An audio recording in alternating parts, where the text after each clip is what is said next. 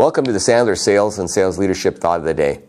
Maybe you've heard the statement around the boardroom table before, if you're not changing, you're dying, right? People who refuse to change become the dinosaurs and they become extinct.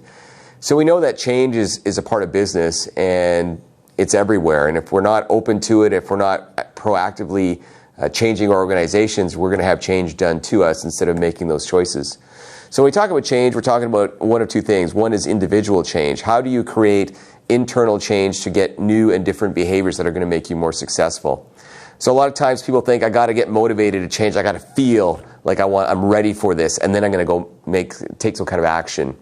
And really that's the opposite. Really they need to go and create some kind of action that they want, which will then create the feeling of, yeah, I'm really excited about this change, or I'm really, it's going to be really successful for me.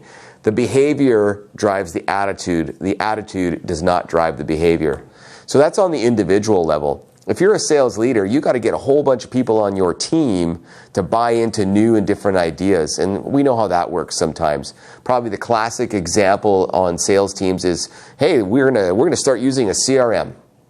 Everybody on the team rolls their eyes and goes, oh God, here we go again. Oh, they want to micromanage us. Why do we need to do this? Oh, it's such a pain. I don't understand why we need to go through this process, blah, blah, blah, blah. And so we have a lot of failed CRM implementations. While we know that if you actually use a CRM tool, you're going to have a ton of data that you can collect and then act upon. It can be hugely important for a company's success. So if you're going to go out there and create change in your organization, you got to think about before you start the change, who are going to be your champions? Why are we making the change? Why is it important to make the change? Do you have any urgency around change? So you got to do some planning in advance. What are our milestones going to be? How are we going to measure success? And then what's our communication plan going to be?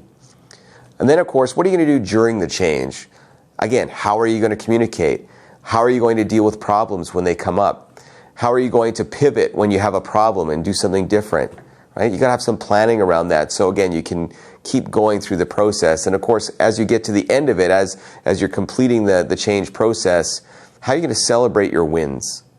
How are you going to recognize what was done well? How are you going to debrief the change process? So a lot of times people are very reactive with change. They just kind of let it happen to them and they respond. Instead of being proactive and having a plan in place to get people on board, to get buy-in, to monitor results, and then make any adaptations you need. If you do those things, you'll have a much higher success rate when it comes to change implementation. So if any of that stuff sounds interesting, we'd love to have you down, crash a class, be part of one of our sessions.